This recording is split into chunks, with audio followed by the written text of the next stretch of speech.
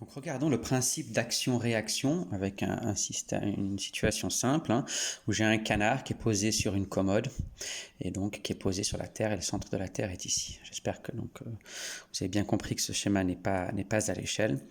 La première chose qui est importante de regarder, c'est quel système on étudie. Okay, donc là, c'est clair, on va s'intéresser au système canard.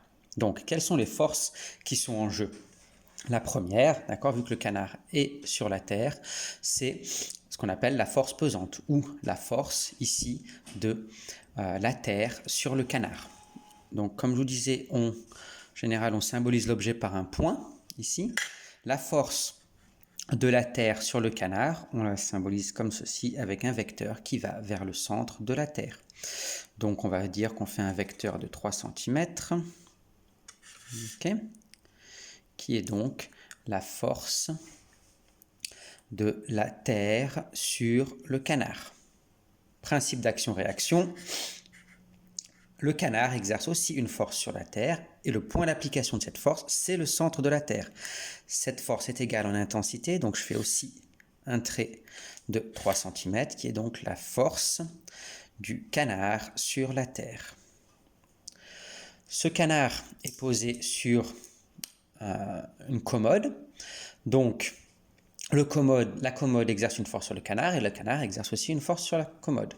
Donc la force que la commode exerce sur le canard, c'est donc la force qui l'empêche de tomber, elle est exercée, en réalité, le point d'application de la force, c'est l'endroit de contact entre le canard et la commode, mais comme je l'ai dit, on symbolise l'objet par un point.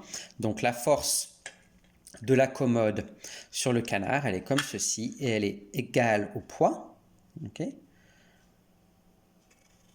situation d'équilibre, donc 3 cm aussi. Ça, c'est la force de la commode sur le canard. Mais le canard exerce aussi une force sur la commode, mais le point d'application de cette force, ça sera par contre un point juste en dessous de la commode. Comme je vous ai dit qu'on on peut assimiler l'objet par un point, on peut assimiler la commode par un point, on n'a qu'à dire que cette force, elle part du centre de gravité.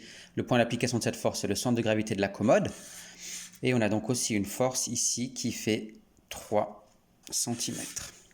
Et ça, c'est la force du canard sur la commode. Voilà. Donc, ce qui est important de retenir, c'est qu'on a toujours des interactions. Okay, ici, les interactions de contact commode-canard et canard-commode. Et une interaction à distance qui est la force de la Terre sur le canard, qu'on appelle aussi, et surtout, la force pesante. Voilà.